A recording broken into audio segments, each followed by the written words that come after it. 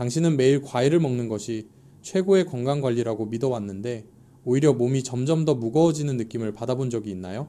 많은 한국인들은 아침에 사과, 운동 후에 바나나, 저녁에는 오렌지 주스를 한 잔 마시면 비타민 보충이 되고 신장이 더 건강해진다고 생각합니다. 그런데 이상하게도 나이가 들수록 다리가 붓고 소변에 거품이 많아지고 이유 없이 늘 피곤한 느낌을 받는 경우가 많습니다.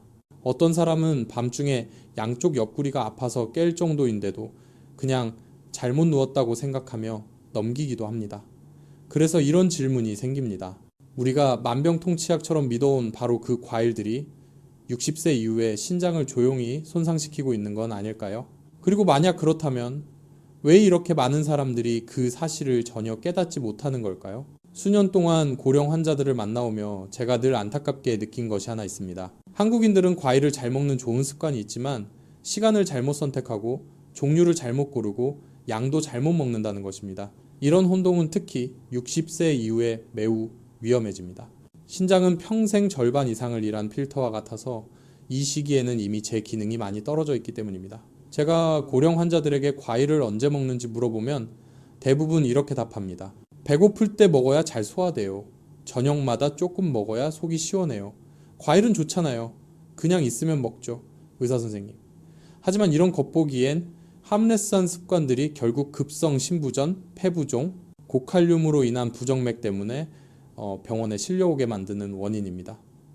어떤 분들은 심지어 생명이 위험한 상태에서 혈액투석까지 받게 됩니다. 제가 지금부터 60세 이상에게 신장을 망가뜨리는 과일 3가지와 아주 작은 식습관 변화만으로 신장을 살릴 수 있는 과일 3가지를 말해드리기 전에 한국식으로 한마디 드리고 싶습니다. 만약 이 내용이 도움이 되고 가족의 건강을 지키는데 바로 적용할 수 있는 실질적인 정보를 더 받고 싶다면 팔로우와 채널 구독 그리고 댓글을 남겨주세요. 신장에 안전한 식단을 더 자세히 설명해 드리길 원하는 분들은 댓글에 숫자 1만 남기시면 됩니다.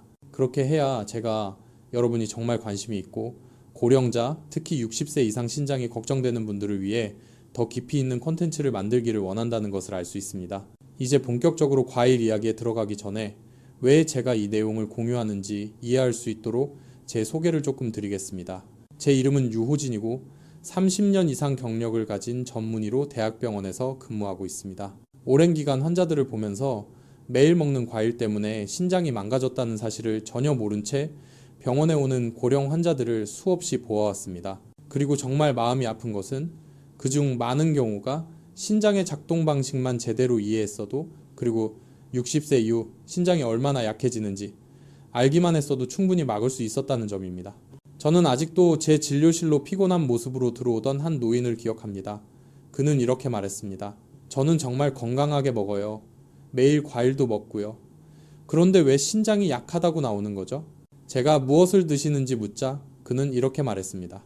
아침엔 바나나, 점심엔 오렌지 주스, 저녁엔 감 2개 먹고 자요. 그가 말한 식단은 많은 한국인들이 생각하는 완벽한 건강과일 루틴과 다르지 않습니다. 하지만 60세 이후의 신장에겐 이것은 오히려 죽음의 조합입니다. 저는 속으로 이렇게 생각했습니다. 이 과일들 뒤에 숨겨진 생리학적 원리를 알고 계셨다면 절대 이렇게 드시지 않았을 텐데 사실 한국을 포함한 많은 나라의 의료 시스템은 늘 병이 생긴 뒤에 대처합니다.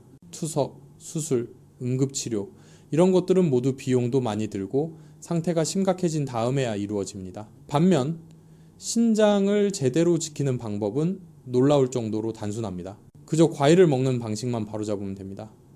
그런데 이 부분은 대부분의 환자들이 제대로 안내받지 못합니다. 그래서 저는 오랜 시간 동안 쌓아온 지식을 여러분께 나누고 싶습니다. 누구나 오늘부터 당장 자신의 몸을 지킬 수 있도록요. 60세 이상 신장을 50년 동안 쉬지 않고 돌아간 정수기 필터라고 생각해 보세요. 아직 작동하긴 하지만 성능은 크게 떨어진 상태입니다. 그런데 이런 상태에서 칼륨, 당분, 타닌이 많은 과일들을 계속 먹어 신장을 혹사시키면 어떻게 될까요? 신장은 금방 무너집니다. 신장이 약해지면 몸 전체가 망가집니다. 맥박이 불규칙해지고 혈압이 오르고 다리가 붓고 신부전, 호흡곤란. 하지만 많은 사람들은 이것을 단순한 노화라고 착각합니다. 하지만 다행히 과일이 문제의 원인은 아닙니다. 그저 올바른 종류와 올바른 타이밍만 알면 됩니다. 그리고 다음 부분에서 60세 이상이거나 신장이 약한 증상이 있는 분들이 절대 피해야 할 과일들을 과학적인 이유와 함께 자세히 알려드리겠습니다. 또한 제가 직접 치료했던 한국 환자들의 실제 사례도 들려드리겠습니다. 제가 드리는 모든 설명이 실제 환자들의 이야기, 즉 여러분 혹은 여러분의 부모님, 조부모님과 같은 분들의 경험에서 나온 것이라는 걸 이해하실 수 있을 것입니다. 이제 마음의 준비를 하세요.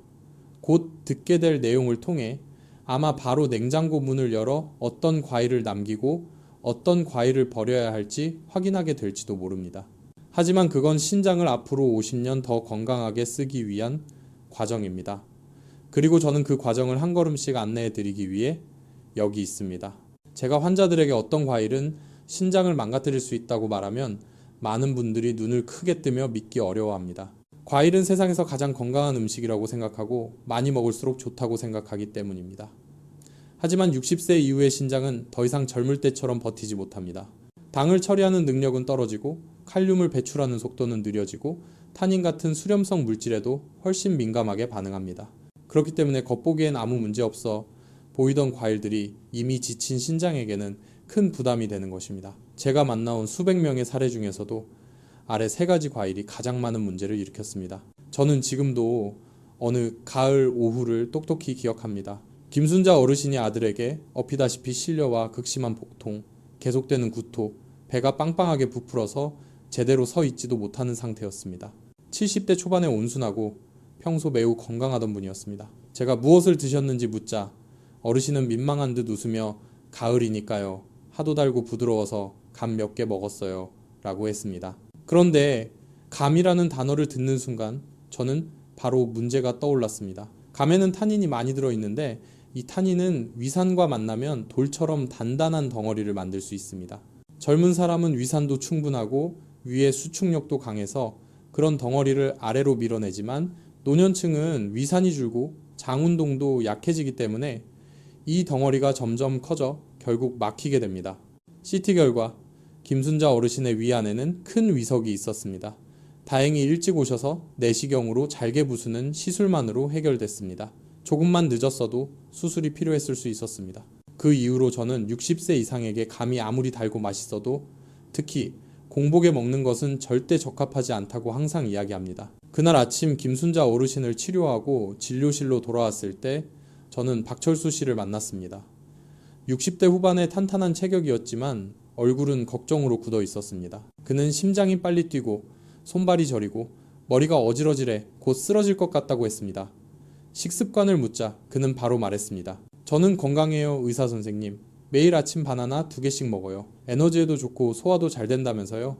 바나나는 영양이 풍부한 과일이지만 칼륨 함량 역시 매우 높습니다. 바나나 한 개가 약 350, 400mg의 칼륨을 갖고 있는데 신장 기능이 떨어진 고령층에게는 이는 결코 안전한 수치가 아닙니다. 신장이 칼륨을 제대로 배출하지 못하면 혈액 속에 쌓여 고칼륨 혈증을 일으킵니다. 초기 증상은 아주 애매합니다. 입이나 손발이 저리고 약간 숨이 차고 더 심해지면 부정맥까지 나타납니다. 제가 바로 검사했는데 예상대로 칼륨 수치가 안전 범위를 넘어 있었습니다. 만약 매일 아침 바나나를 계속 먹었다면 어느 날 단 한 번의 급격한 수치 상승만으로도 심장이 멈출 수 있었습니다. 많은 한국인이 바나나가 근육과 신경에 좋다고 생각하는데 이는 젊고 신장이 건강한 사람에게만 해당하는 이야기입니다. 60세 이상의 경우 매우 신중해야 합니다. 또 한 번은 서울에서 딸과 함께 사는 이영희 어르신을 만났습니다. 품이 있고 건강을 잘 챙기는 분이었는데 매일 저녁 오렌지나 키위를 갈아 마시면 피부도 좋아지고 잠도 잘 온다고 믿고 있었습니다. 어르신에게는 그것이 좋은 습관이었습니다. 그런데 병원에 오셨을 때는 다리가 붓고 가벼운 호흡곤란이 있으며 소변에는 거품이 많고 혈당도 불안정했습니다. 당뇨도 없는데 말입니다. 식습관을 물으니 어르신은 매일 저녁 오렌지 3, 4개를 직접 갈아 마신다고 했습니다. 오렌지는 비타민C 많고 심장에도 좋다 해서요. 문제는 바로 여기에 있었습니다. 과일을 갈아 마시면 아주 짧은 시간에 많은 양의 당과 칼륨을 섭취하게 됩니다. 급격히 흡수되는 당은 신장 혈관에 부담을 주고 높은 칼륨은 신장의 2배의 일을 시킵니다. 게다가 이런 산 성분은 밤에 위를 자극해 노년층에서 역류를 유발하고 기침이나 불면으로 이어질 수 있습니다. 이런 요소들이 반복되면 신장은 더 빠르게 약해집니다. 한국 문화에서는 거실 테이블에 과일 접시를 두고 TV 보면서 감, 오렌지, 키위, 딸기 등을 조금씩 집어먹는 경우가 많습니다. 매우 흔한 습관이지만 이 때문에 몸은 필요 이상으로 많은 당과 칼륨을 흡수하게 됩니다. 어르신들은 과일이니까 괜찮다고 생각해 양 조절을 하지 않습니다. 하지만 60세 이후에는 과일 하나하나가 약과 같은 개념으로 접근해야 합니다. 올바르게 먹으면 도움이 되지만 잘못 먹으면 해가 됩니다. 많은 분들이 모르는 사실이 하나 있습니다. 신장은 간처럼 재생되지 않습니다. 신장세포가 손상되면 완전히 회복되지 않습니다. 그래서 모든 과부하는 시간이 지날수록 누적됩니다. 바나나, 오렌지, 키위, 감 같은 단순한 과일들도 결코 가벼운 부담이 아닐 수 있습니다. 더 걱정스러운 점은 이미 가벼운 신부전을 겪고 있으면서도 전혀 모르고 살아가는 분들이 너무 많다는 것입니다. 예전 습관대로 먹다가 어느 날 갑자기 부정맥, 폐부종, 혈압 급상승으로 응급실에 오기도 합니다. 이런 환자들을 많이 보면서 저는 늘 마음이 아팠습니다. 올바르게 먹는 방법만 알았어도 상황은 완전히 달라졌을 텐데 말입니다. 하지만 다행히 모든 과일이 위험한 것은 아닙니다. 오히려 신장을 돕고 몸의 부담을 줄여주는 과일도 분명히 있습니다. 60세 이상 분들이 안심하고 먹을 수 있고 건강에 실질적인 도움을 주는 과일들입니다. 제가 환자들에게 해로운 과일에서 신장을 살리는 과일로 식습관을 바꾸도록 지도했을 때 많은 분들이 단 몇 주 만에 눈에 띄게 좋아졌습니다. 이제 다음으로 신장을 도울 수 있는 3가지 과일과 왜 노년층에게 특히 적합한지에 대한 과학적 설명을 드리겠습니다. 또한 올바른 과일 선택만으로 건강이 눈에 띄게 좋아진 실제 한국 환자들의 사례도 함께 들려드리겠습니다. 계속해서 지켜봐 주세요. 이 다음 내용이 바로 당신과 가족의 신장 건강을 약 없이 실제로 개선시키는 핵심이 될 것입니다. 제가 환자들에게 해로운 과일들을 설명한 뒤에는 항상 이렇게 덧붙여 환자분들을 안심시킵니다. 여전히 매우 안전하고 심지어 신장 기능을 더 좋게 만들어주는 과일들도 분명히 존재한다고요. 60세 이후의 신장은 마치 너무 오래 일해온 노동자와 같아서 쉬게 해주고 부드럽게 도와줘야 합니다. 적절한 과일들은 신장의 부담을 줄일 뿐 아니라 혈당을 안정시키고 혈압을 개선하며 염증을 줄이는 데에도 도움을 줍니다. 그래서 저는 종종 건강을 올바른 과일 선택만으로 바꾼 환자들의 이야기를 들려주며 설명을 시작합니다. 제가 항상 고령층에게 권하는 과일 중 하나는 사과입니다. 사과는 너무 달지 않고 칼륨도 적당하며 특히 펙틴이라는 수용성 식이섬유가 들어있습니다. 이 펙틴은 장에서 부드러운 필터막처럼 작용해 당과 나트륨의 흡수를 늦추고 그만큼 신장의 부담을 줄여줍니다. 저는 김영란 어르신의 사례를 아직도 기억합니다. 68세 정도의 작은 체구의 여성분이었는데 늘 피곤하고 소변에 거품이 많다고 호소했습니다. 따님이 신장이 걱정된다며 모시고 오셨습니다. 식습관을 보니 산도가 높은 과일을 자주 먹고 때로는 공복에 먹는 경우도 있었습니다. 저는 아침 식사 후 1시간쯤 지나서 사과 반 개를 먹으라고 권했습니다. 어르신은 그대로 따르셨고 2주 뒤 다시 오셨을 때는 부드러운 미소로 소변 거품도 줄고 몸도 덜 피곤하고 잠도 잘 와요 라고 말씀하셨습니다. 이건 기적이 아니라 그저 사과가 신장을 편하게 해주었기 때문입니다. 제가 자주 추천하는 또 다른 과일은 배입니다. 많은 한국인들이 배의 달콤하고 시원한 맛을 좋아하지만 배에는 펙틴이 풍부하고 자연 수분이 많아 소변량을 자연스럽게 늘려 신장의 필터링 부담을 줄여줍니다. 이는 특히 물 마시는 것을 꺼리는 고령층에게 도움이 됩니다. 저는 박정희 어르신을 치료한 적이 있는데 밤에 자주 소변 보는 것이 싫어 하루에 물을 거의 마시지 않는 습관이 있었습니다. 그러다 보니 신장은 늘 압박을 받았고 다리도 조금씩 붓고 있었습니다. 저는 점심시간에 배 반 개를 자연스러운 물 보충 용도로 드시라고 했습니다.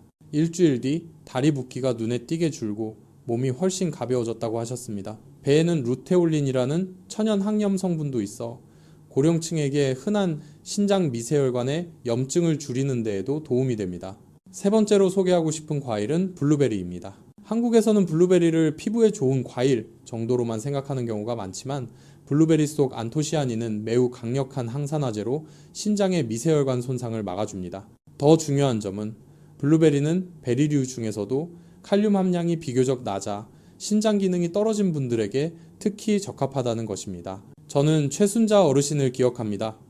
73세였는데 늘 피곤하고 혈압도 들쭉날쭉하며 어지럼증을 자주 느꼈습니다. 제가 오후 간식으로 블루베리 한 줌을 천천히 씹어 먹으라고 권했습니다.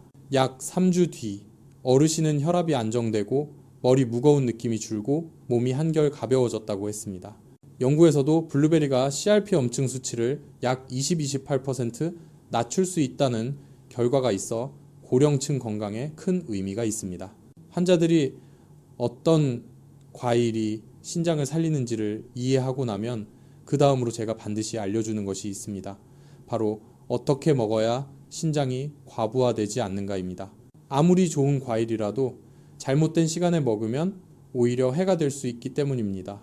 저는 항상 환자들에게 신장은 식사 후 기능이 가장 활발하고 저녁에 가장 약해진다는 점을 기억하라고 말합니다. 그래서 모든 것은 순서가 중요합니다. 첫 번째 원칙은 공복에 과일을 먹지 않는 것입니다. 특히 아침 공복에는 절대 금물입니다. 혈당이 급격히 오르면 췌장과 신장이 동시에 강하게 자극되어 불필요한 부담이 생깁니다. 부산에 사는 한 어르신은 아침에 일어나자마자 사과 한 개를 먹어 독소를 빼낸다고 믿고 있었는데 제가 원리를 설명한 뒤에는 아침 식사 후 1시간으로 바꾸고 곧바로 몸이 더 안정됐다고 했습니다. 두 번째 원칙은 식사 후 약 1시간 뒤에 과일을 먹는 것입니다. 음식이 부분적으로 소화된 상태에서 과일이 들어오면 흡수가 훨씬 느리고 혈당도 안정적이며 신장도 여유 있게 처리할 수 있습니다. 저는 이것을 종종 이렇게 비유합니다. 신장이 완전히 깨난 뒤 일을 주는 것이지 반쯤 자는 상태에서 갑자기 일을 맡기지 말아야 한다고요. 세 번째 원칙은 저녁 7시 이후에는 과일을 먹지 않는 것입니다. 많은 한국 가정이 무심코 저녁 TV를 보며 과일을 먹기 때문에 생기는 문제입니다. 하지만 7시 이후에는 대사가 급격히 떨어져 당과 칼륨이 혈액에 더 많이 쌓이고 결국 신장은 밤새 추가 근무를 해야 합니다.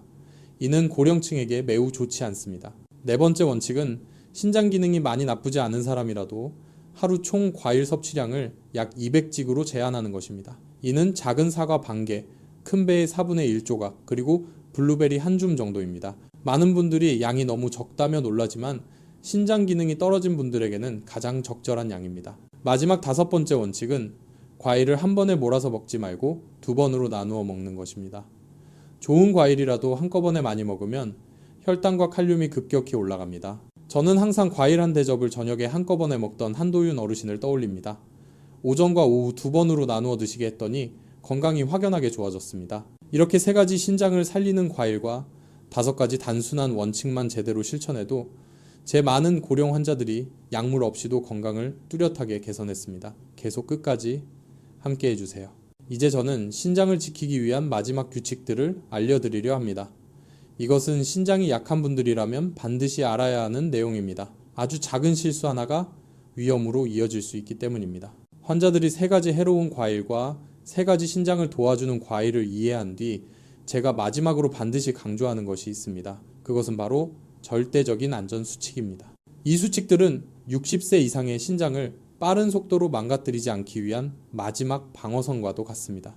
아주 작은 선 하나만 넘더라도 이미 약해진 신장 필터는 즉시 과부하에 빠지고 매우 짧은 시간 안에 위험한 상태로 악화될 수 있습니다. 그래서 저는 환자들에게 이 수칙들은 권고가 아니라 의무라고 강조합니다.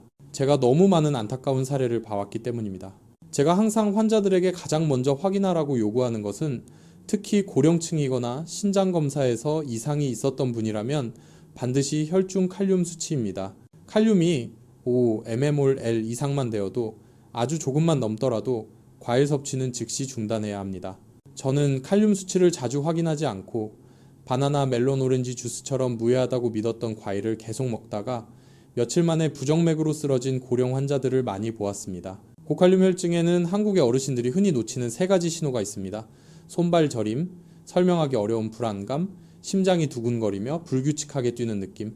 이런 증상은 잠깐 스쳐 지나갈 때도 있어 많은 분들이 단순히 피곤해서 그렇다고 넘깁니다. 하지만 응급실에서는 칼륨이 갑자기 상승해 거의 쓰러진 채 들어오는 환자들을 저는 여러 번 보았습니다. 그래서 저는 항상 말합니다. 3가지 증상이 느껴지면 에너지 보충을 위해 과일이나 주스를 먹을 게 아니라 즉시 혈액 검사부터 해야 한다고요. 두 번째 수칙은 신장병 단계와 관련이 있습니다. GFR이 30 근처, 즉 3B 단계 또는 4단계에 가까운 정도로 떨어지면 사과, 배 블루베리처럼 안전한 과일조차도 양을 절반으로 줄여야 합니다. 이 정도로 신장이 약해지면 아주 작은 칼륨과 당도 큰 부담이 됩니다. 인천에 사는 박영만 어르신이 그 대표적인 사례입니다. 더운 날이면 시원하다며 저녁마다 수박을 반 통씩 드셨습니다. 그러던 어느 날 갑자기 호흡곤란이 와서 응급실로 실려왔습니다. 진료 기록을 확인해 보니 이미 몇 달 전부터 GFR이 거의 30까지 떨어져 있었던 것입니다. 신장이 이렇게 약해진 상태에서는 과일을 많이 먹는 것만으로도 신장이 대응하지 못합니다.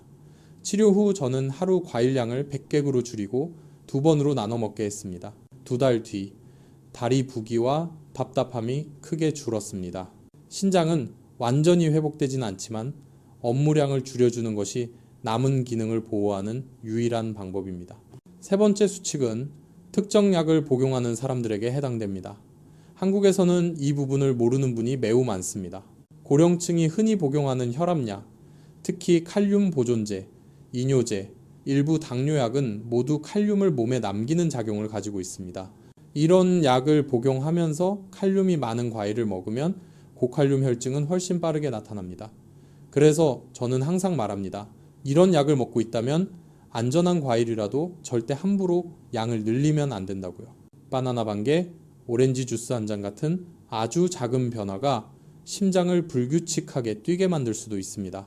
가장 안전한 방법은 과일 습관을 유지하기 전에 반드시 주치의와 상의하는 것입니다. 이 수칙들을 설명할 때 저는 늘 2가지 사례를 떠올립니다. 하나는 앞에서 언급한 박영만 어르신입니다. 급성 폐부종을 겪은 뒤 그는 과일이 무서워졌습니다. 아예 끊어버리고 싶다고도 했습니다.